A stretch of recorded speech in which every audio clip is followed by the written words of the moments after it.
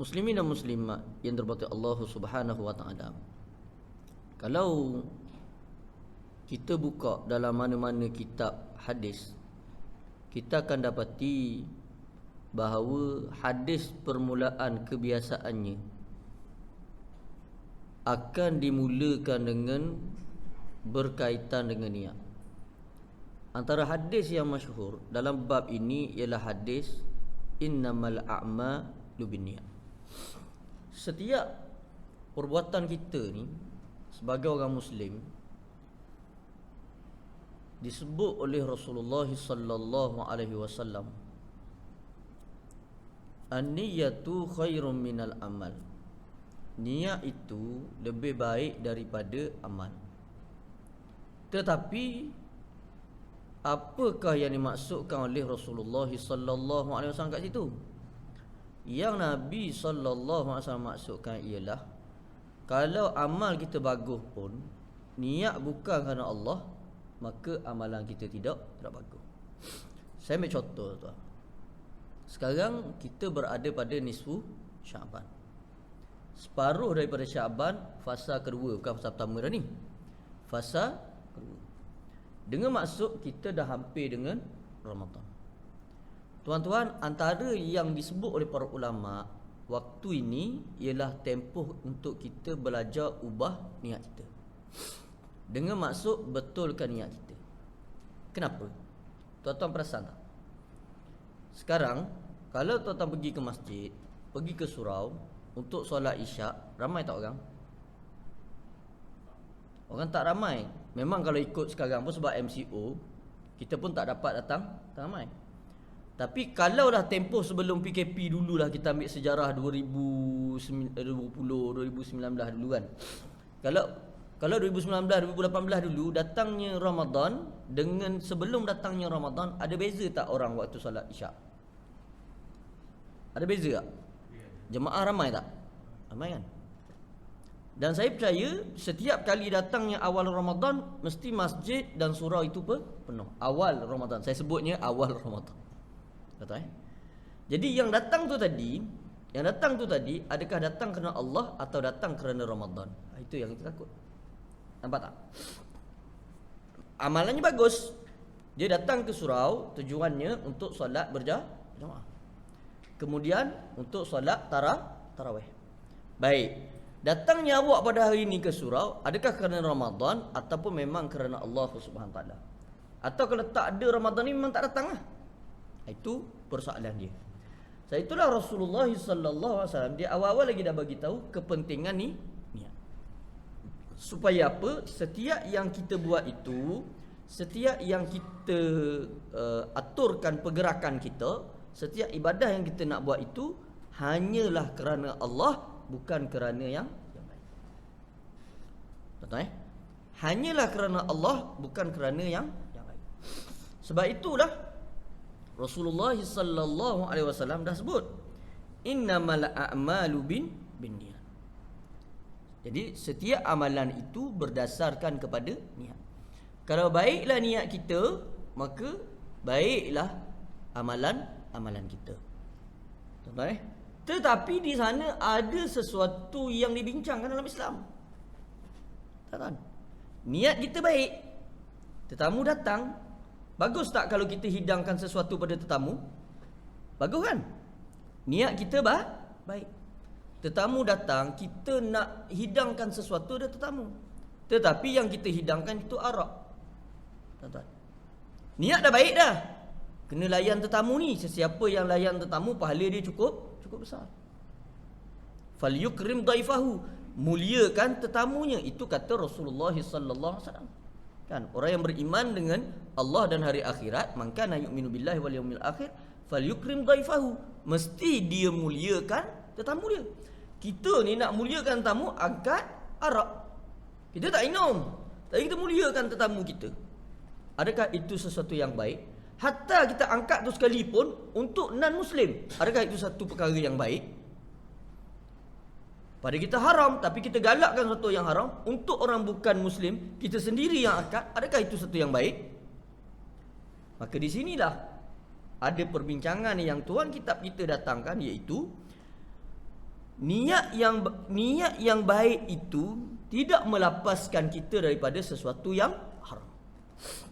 Sebab tu apabila dalam kisah Robin Hood kan kita masyhur dengan Robin Hood, entahlah apa benda lagi, tak tahulah kan, padahal sahabat-sahabat banyak cerita-cerita pahlawan yang cukup hebat.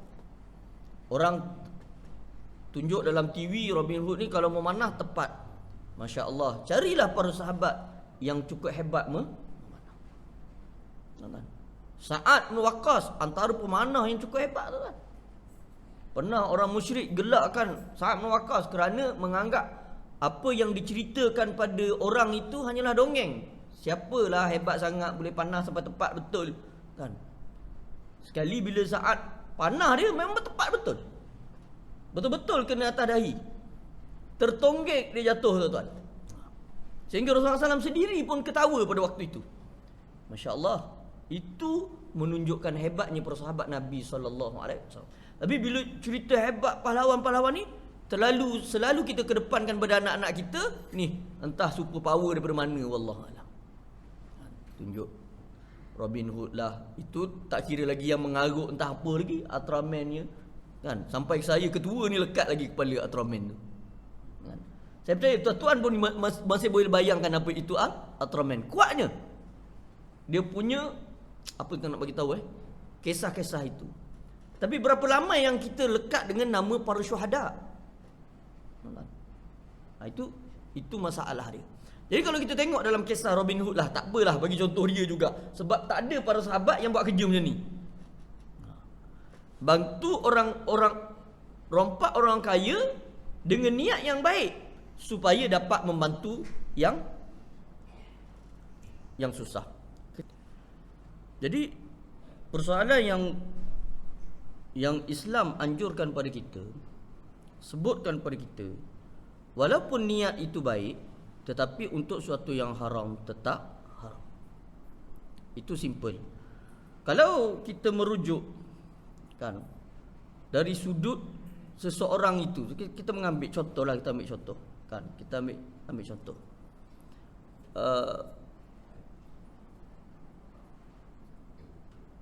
Nak kata macam mana nak menanggung anak isteri itu kewajipan tuan. Nafkah daripada suami itu kewajipan. Isteri saya kaya, tak kira isteri awak kaya, tanggungjawab tetap pada suami. Tuan, itu kewajipan yang perlu dilaksanakan. Maka untuk menembus kewajipan tadi kan, kita nak menjalankan tanggungjawab kita dengan niat yang baik untuk cari nafkah, tetapi dengan cara mencuri. Dengan cara mencuri. Dengan cara pecah amanah. Dengan cara rasuah. Maka semua itu adalah haram walaupun niatnya baik kerana nak tanggung anak dan isteri. Tak boleh. Kat mana yang membolehkan? Tak ada. Niat yang baik itu boleh, tetapi melakukan sesuatu yang haram walaupun dengan niat yang baik tetap tidak boleh. Itu kita kena faham. Itu kita kena faham. Tetapi ada sesuatu yang dibenarkan. Kita rasa macam pelik juga. Ada sesuatu yang dibenarkan, perkara itu haram tetapi dibenarkan. Tuan-tuan ada perasan tak? Ada niat yang baik, kita niat baik, perkara itu haram tetapi dibenarkan. Kat mana? Antara yang dibenarkan ialah ketika mana dua orang yang bergaduh. Pak Mat bergaduh dengan Pak Ali. Bergaduh, tak bertegur siapa. Sedangkan kita tahu bergaduh dalam Islam, tak bertegur siapa melebihi 3 hari adalah sangat-sangat dilarang. Tak payah melebihi 3 hari pun. Bergaduh itu Islam kata haram. Bergaduh itu Islam kata haram. Maka kita ni tengok Pak Mat dengan Pak Ali tak bertegur siapa. Dengan niat yang baik kita membohongi mereka. Boleh tak bohong pada waktu itu? Bohong ni haram kan? Dah bohong sunat saya tak jumpa lagi. Bohong sunat Melayu punya cerita. Adapun kita tadi tengok Pak Mat dengan Pak Ali bergaduh, kita pergi kat Pak Mat. Pak Mat, Pak Ali ke salam. Betul ke kau ni Pak Ali ke salam? Betul. Ni dia bagi buah pula ni. Kita beli pula buah bagi kat dia. Padahal itu bohong. Pergi kat Pak Ali pula, kita kata Pak Ali, Pak Ahmad Kisam, kau biar betul. Kan? Aku benci betul dengan dia. Tak. Nah, siap bagi buah lagi ke Pak Ahmad, Pak Ali ni. Kita bohong. Dengan niat yang baik tadi, untuk perbuatan ini dibenarkan dalam syarak. Untuk perbuatan ini dibenarkan dalam syarak. Jangan pula kalau ada orang tanya kita, boleh tak? Ada orang bergaduh dua ni, saya nak bohong dua ni supaya merapatkan balik ukhuwah dua ni. Kita kata jangan bohong. Bohong itu haram. Betul bohong itu haram. Tetapi bohong di sini hukumnya adalah dibolehkan. Ghibah, mengumpat. Mengumpat hukumnya haram. Mengumpat hukumnya adalah haram. Tetapi apa yang boleh saya sebutkan, tuan-tuan, ada tempat mengumpat itu dibenarkan dengan niat yang baik. Dengan niat yang baik. Contohnya macam mana? Kita tengok Abu tu memang curi basikal tu. Kita tengok dia curi. Kita tengok Abu tu mencuri. Jadi bila kita tengok Abu tu mencuri, tuan yang basikal tu keluar, tengok siapa curi basikal saya. Kita diam je. Padahal kita tengok ni. Kita diam. Dalam hati kita, kalau aku bagi tahu, jadi mengumpat. Hukumnya haram. Kan? Maka ketika itu tidak lagi mengumpat dengan niat yang baik, bukan membuka aib seseorang, tetapi untuk memberikan kesedaran pada waktu itu boleh untuk kita bagi tahu tuan dia, saya jadi saksi bahawa Abu yang curi basikal. Itu dibenarkan. Itu cerita lain. Tetapi dalam kitab kita ini, yang tuan kitab kita nak maksudkan, ada beberapa tempat. Baik. Di antaranya apa yang sebut? Niat yang baik itu dapat menggunakan seluruh yang mubah dan adat untuk berbakti dan taqarrub kepada Allah. Oleh kerana itu, siapa yang makan dengan niat untuk menjaga kelangsungan hidupnya dan memperkuat tubuh supaya dapat melaksanakan kewajipannya untuk berkhidmat pada Allah dan umatnya, maka makan dan minumnya itu dapat dinilai sebagai amal ibadah dan qurbah. Tuan-tuan, simple je. Ada orang makan, makan je lah. Makan. Ada orang minum, minum je lah. Apa hukum makan? Apa hukum minum, tuan-tuan? Hukumnya lah harus. Air yang diletakkan pada saya ni wajib ke saya minum? Wajib ke saya minum? Jawapan dia harus. Saya nak minum, minum. Saya tak nak minum, orang lain boleh minum. Air minuman gau, wajib ke minum? Datang air lain, air minuman gua pula. Ini gau, gua pula. Antara dua-dua adalah harus. Tak ada masalah. Tetapi ketika mana tuan-tuan minum, supaya bacaan Al-Quran tuan-tuan baik, kedengaran baik, dengan niat yang baik, aku membaca Al-Quran nanti lebih baik, maka minum tadi jadi ibadah.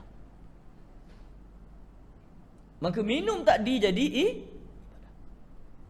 Nampak tak? Itu simple. Sesuatu yang harus diniatkan kerana Allah boleh menjadi qurbah. Boleh menjadi ibadah yang mendekatkan diri kepada Allah Subhanahu wa ta'ala. Kita nak pergi kerja, niat untuk apa? Niat untuk tanggung anak isteri, maka automatik dia sudah jadi ibadah. Simple je. Sangat mudah dalam Islam. Baik. Begitu juga barang siapa yang melepaskan syahwatnya kepada isterinya dengan niat untuk mendapatkan anak. Satu, ni orang yang lepaskan syahwat pada isteri dengan niat untuk mendapatkan anak. Atau kerana menjaga diri dan keluarganya dari melakukan perbuatan maksiat, maka pelepasan syahwat tersebut dapat dinilai sebagai ibadah yang berhak mendapat pahala. Ni baru saya ingat Bab ni pun dah baca sebenarnya. Bila ada orang tanya tadi bab kahwin, bab isteri tadi, boleh ingat bab ni dah baca. Dia kuat sikit ingatan kalau sini.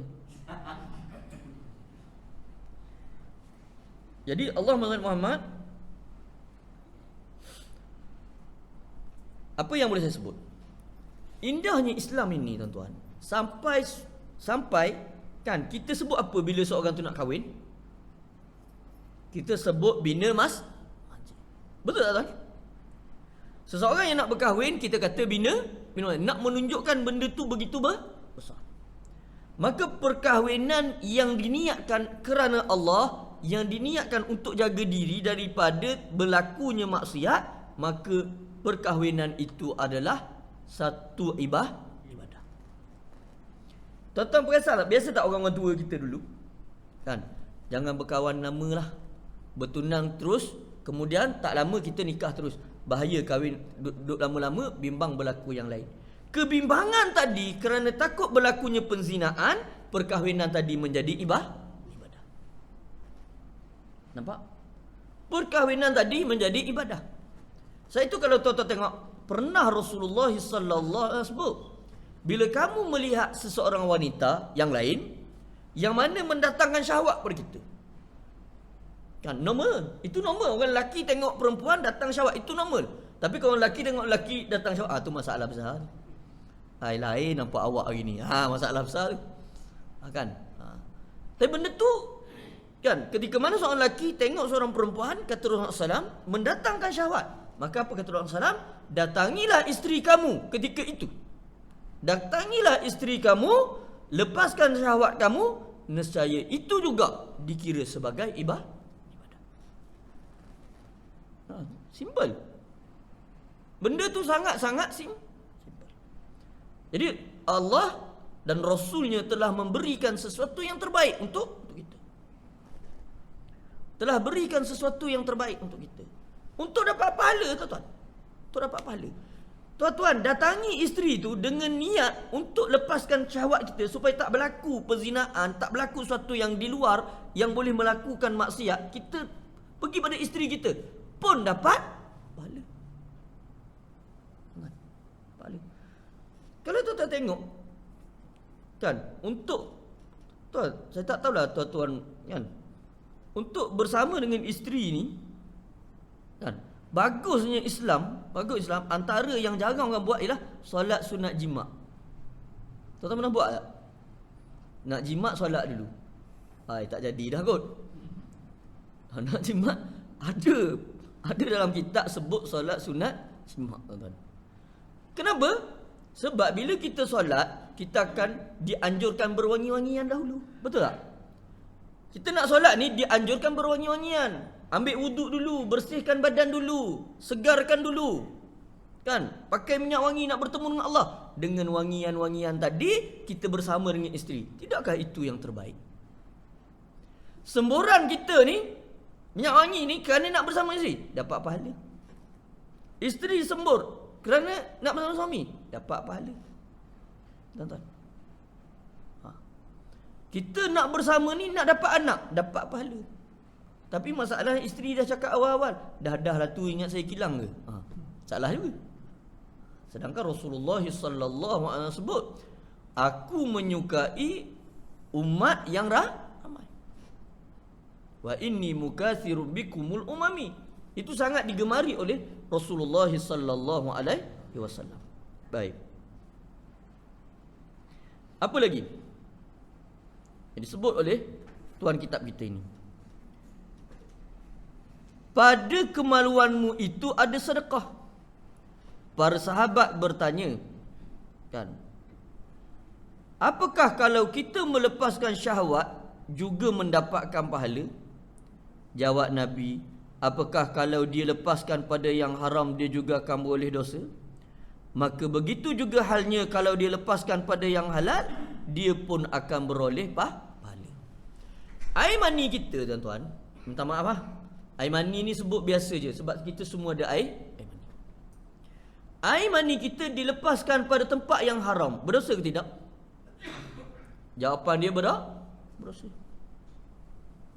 Tetapi air mani kita dilepaskan bertempat yang halal, dapat pahala ke tidak?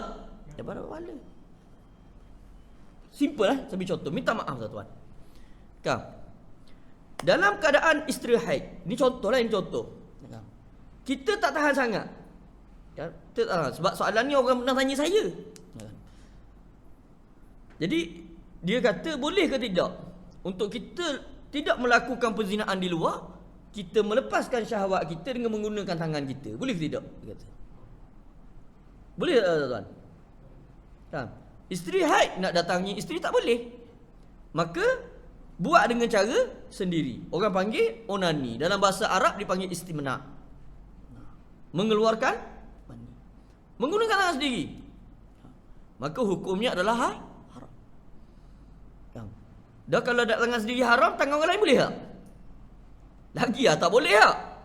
Kan? Tetapi kan? Bagusnya Islam ini dari sudut ketika perlunya pada seorang isteri, kan? Islam kata halal menggunakan tangan isteri. Nanti tak boleh, tapi menggunakan tangan isteri itu boleh. Tujuan kita apa? Supaya tak melakukan maksiat yang lain. Tiba-tiba yang haram tadi bertukar mendapat pahala. Niat tu. Nampak tak? Simple je. Itu dalam Islam. Baik. Dan dalam satu riwayat dikatakan, barang siapa mencari rezeki yang halal dengan niat untuk menjaga diri supaya tidak minta-minta. Supaya tidak minta-minta. Dan berusaha untuk mencukupi keluarganya, serta supaya dapat ikut berbelas kasih membantu tangganya, maka kelak dia akan bertemu Allah di akhirat sedang wajahnya bagaikan bulan di malam purnama. Cari rezeki halal, kata Nabi SAW. Antara tujuan tidak meminta-minta. Tuan-tuan, cuba kita cari satu riwayat hadis yang Nabi minta dengan orang. Ada tak Nabi minta sedekah? Jawapan tidak. Kerana Rasulullah sallallahu alaihi wasallam dan ahli keluarganya tak boleh makan sedekah. Nabi tak minta sedekah. Maka Nabi SAW sangat tegah supaya berlakunya meminta. Jadi kita keluar cari rezeki. Supaya apa? Kita tak minta dengan orang, anak-anak kita tak minta dengan orang. Satu, kalau kita baca hadis, kita akan temui Rasulullah SAW mempunyai makanan yang tersimpan untuk keluarga dia, bukan untuk dia. Supaya keluarga dia tidak meminta-minta dengan orang lain. Supaya keluarga dia tidak meminta-minta dengan orang lain. Itu yang dibuat oleh Rasulullah. Ini meminta lain, ini lain. Ini bukan minta untuk diri sendiri. Ini cerita lain. Jangan pula kita kata ni tak bagus ni meminta-minta. Ini minta untuk keperluan Islam. Itu lain. Untuk keperluan awam, itu lain. Untuk keperluan umum, itu cerita lain. Baik. Maka kita keluar dengan niat supaya anak-anak aku tak minta dengan orang, supaya aku tak minta dengan orang, supaya isteri aku tak minta dengan orang. Maka ketika itu kata Rasulullah sallallahu alaihi wasallam, itu adalah ibadah. Simple. Itu adalah ibadah. Kemudian apa lagi? Dan berusaha untuk mencukupi keluarganya. Kan? Dia berniaga supaya keluarga dia tu cukup makan, cukup pakai, ada tempat tinggal. Dia bekerja supaya cukup semuanya. Dia buat sesuatu yang baik. Semuanya itu diberikan pahala oleh Allah Subhanahu wa taala. Berdasarkan hadis ini, kan? Maksudnya siapa saja yang keluar, kenapa kau keluar? Memang kau kena keluar. Kalau tak makanlah, kata dia. Maka itu adalah orang yang buat sesuatu ibadah. Nampak tak? Ni kau jual jagung ni pagi sampai petang. Ya, betul. Supaya anak aku nanti di sekolah taklah tengok orang yang makan, dia tak makan dan menyebabkan dia minta dengan kawan-kawan dia. Maka aku ada maruah. Aku bekerja sendiri, bagi dia makan, bagi dia duit, dia boleh buat macam orang lain, maka itu adalah ibadah. Itu jelas. Itu jelas disebut oleh Rasulullah sallallahu alaihi wasallam. Apa lagi kata Nabi sallallahu alaihi wasallam? Kata Nabi sallallahu alaihi wasallam supaya dia juga boleh bantu jiran-jiran dia. Pergi kerja ni bukan untuk itu saja. Jiran yang susah juga kita Di sini menunjukkan apa? Di sini Nabi sallallahu alaihi wasallam mengajar kita afdal untuk membantu ialah orang yang paling dekat dengan kita. Sebab itu bila saat korban saja akan timbul perbahasan, betul tak? Afdal korban tempat sendiri ke afdal korban di Kemboja? Afdal korban di sini ke afdal korban di Afrika? Afdal korban di sini ke afdal korban di Mekah? Kerana ada hadis-hadis yang menunjukkan mereka yang dekat itu lebih baik kita kan? Kita bantu kampung sebelah, jiran sebelah tak makan, itu tak bagus. Kita bantu orang lain, abang kita tak makan, itu tak bagus. Maka Rasulullah sallallahu alaihi wasallam mengajar kita yang terdekat itu yang terbaik. Yang terdekat itu yang terbaik. Dah buat bekerja, mudah-mudahan saya boleh bantu juga jiran sebelah. Tapi masalah kadang-kadang dekat bandar besar yang duduk kondo, yang duduk apartmen, jiran sebelah pun tak kenal. Itu lagi masalah. Yang sebelah pun tak kenal, tuan. Duduk kampung sungguh. Oh no. Duduk kampung, tuan. Semua kenal, daripada anak kecil sampai besar kenal. Masuk orang luar memang kenal. Ini memang orang luar. Kenal. Saya pergi satu kampung kan, di hulu Dungun sana. Kampung tu, ini cerita 10 tahun dulu lah. Kampung tu pada waktu tu, tuan-tuan, nak pergi solat Jumaat pun kena kira nak cukupkan solat. Ni kira. Dia tengok saya, dia dah tahu dah. Ni bukan orang sini ni, ni orang sini. Dia dah tahu dah. Orang sini. Ni orang sini, dia dah tahu. Tuan-tuan, sini ada masjid kan? Dekat kan? Okey, hari Jumaat tuan-tuan duduk kat situ, tuan-tuan boleh cam tak? Ni orang sini, ni orang tak sini, ni orang sini. Oi. Berapa banyak taman kat sini, orang yang duduk sini yang kita tak tahu, yang kadang-kadang kita tak kenal pun dia. Tapi orang kat sana bilang, ni bukan ni bukan. Dia bilang-bilang tuan-tuan baru 35 orang. Saya kata sudah tak sembahyang Jumaat dah gini. Akhirnya datang juga 5 orang. Bacalah khutbah. Nak baca khutbah tu tanya dulu. Kan dia tanya.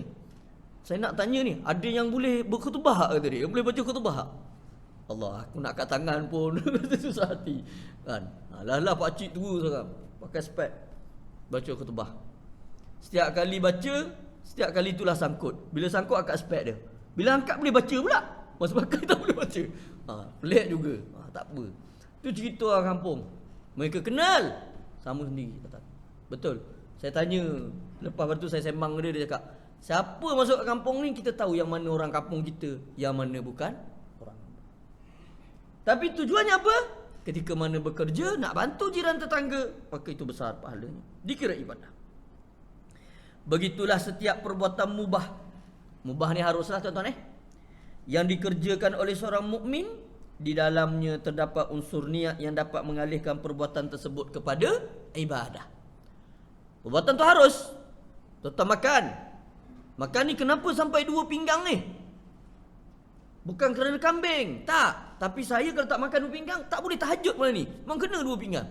Dia akan jadi ibadah, tuan-tuan. Dahsyat tu. Dahsyat tu. Tapi tengok tuan lah. Saiz je.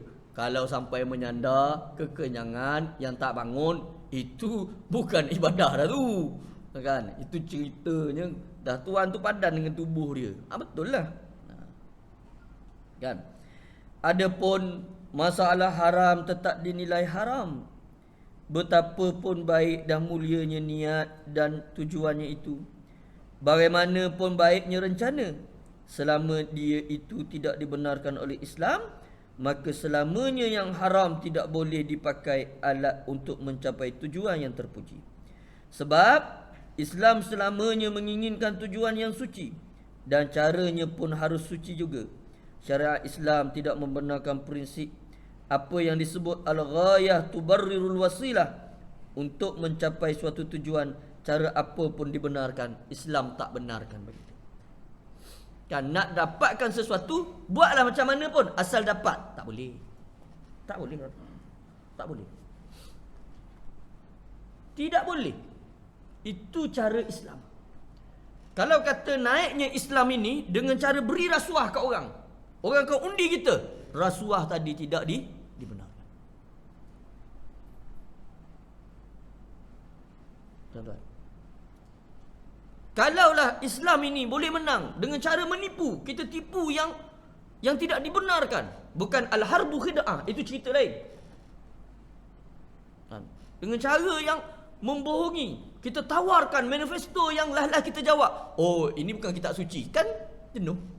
Kita bagi manifesto, okey, siapa undi kita, bila kita menang nanti kita bagi TV percuma satu seorang. Kita kata lagi, seorang akan dapat seekar tanah. Semua yang PTPTN kita hapuskan. Harga minyak, malam ni kita menang, besok kita bagi 20 sen. Contoh, orang pun dengar 20 sen tuan-tuan. Harga minyak sekarang RM2. Pun fikir, bagus juga ni kalau parti dia menang. Kita bohong. Dalam niat kita tak apa, kita nak Islam menang dulu. Yang pasti, biar Islam menang. Bohong-bohong lah kita. Siapa bagi kita menang, siapa nak kahwin, untuk yang bujang kita bagi 40,000, yang nak kahwin 2 kita bagi 25,000. Oh, semangat semua. Lepas tu undi. Dalam menang tak tunai manifesto, maka kita kata ini bukan kalamullah untuk kita tunaikan. Nak gitu? Maka jawapannya Islam kata tak boleh. Walaupun tujuannya baik supaya Islam itu memerintah. Tak boleh. Tak boleh. Hatta Rasulullah sallallahu alaihi wasallam nak menjadikan Madinah sebagai daulah baldatun tayyibatun, tuan-tuan, melalui perik dan jerihnya, tuan-tuan. Orang dah sebut berjuang dalam Islam itu lumrah untuk berhadapan dengan perik dan kalau yang masuk dalam perjuangan Islam kerana jawatan, kerana nak cari kekayaan, bukan ini landasannya. Bukan ini landasannya. Dan Islam akan melalui perik dan jerih. Tuan-tuan tengok daripada Khulafaur Rasyidin, bermula daripada Abu Bakar, Rasulullah tak ada cerita dah lah. Umar, Ali, Uthman, Ali, siapa yang mewah di kalangan empat? Tak ada yang mewah. Gubernur di zaman Sayyidina Umar radhiyallahu an, hari ini lantik menjadi CEO, mengetuai GLC, mengetuai mana-mana, gubernur, tak kira lah, tuan-tuan. Sebanyak itu harta kamu pada hari ini, mari report kat saya dahulu, berapa awak punya ada? Keluar nanti, lepas letak jawatan nanti, lepas bagi kat orang lain nanti, harta mesti sama banyak. Boleh? Soalnya payah kan? Payah. Dah tak halal lah gaji yang ambil. Bukan, saya nak cerita itu zaman dah dahulu. Nak pergi ke sana memang cukup payah dah kita, tuan-tuan. Cukup payah. Kadang-kadang ialah tak ditawarkan depan kita, tawar, kita pun kelabu mata barangkali. Tapi itulah ceritanya. Untuk kita buat sesuatu, nak capai suatu tujuan itu dengan melakukan sesuatu alasan yang lain, itu tidak boleh. Sikit lagi. Atau suatu prinsip yang mengatakan al-wusulu ila al-haq bi khaydi fil kasri minal batil. Untuk memperoleh sesuatu yang baik, boleh dilakukan dengan bergelumang dalam kebatilan. Tak boleh, tuan-tuan. Islam bukan begitu. Islam tak campur adukkan antara yang haram dengan yang halal. Tak boleh. Islam tak mencampur adukkan di antara yang batil dengan yang hak. Tidak. Islam mesti berada di atas. Itu je. Maka katanya lagi, bahkan yang ada adalah sebaliknya. Setiap tujuan yang baik harus dicapai dengan cara yang baik. Nak sesuatu yang baik mesti dicapai dengan cara yang baik.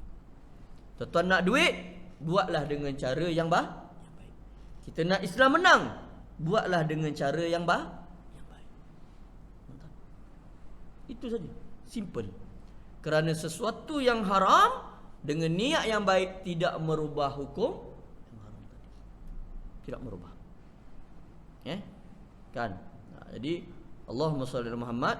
Di sinilah tuan kitab kita memperingatkan kita sebagai orang Islam supaya kita tak capai sesuatu dengan menggunakan wasilah yang haram untuk kita katakan niat saya baik, maka itu tidak akan berlaku.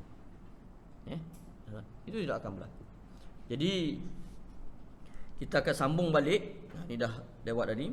Pada pertemuan kita yang akan datang, iaitu oleh kerana itu barang siapa mengumpulkan wang yang diperoleh dengan jalan riba, maksiat, permainan haram, judi dan sebagainya yang dapat dikategorikan haram dengan maksud untuk mendirikan masjid atau terlaksana rencana yang lainnya, maka tujuan baiknya tidak akan menjadi syafaat baginya.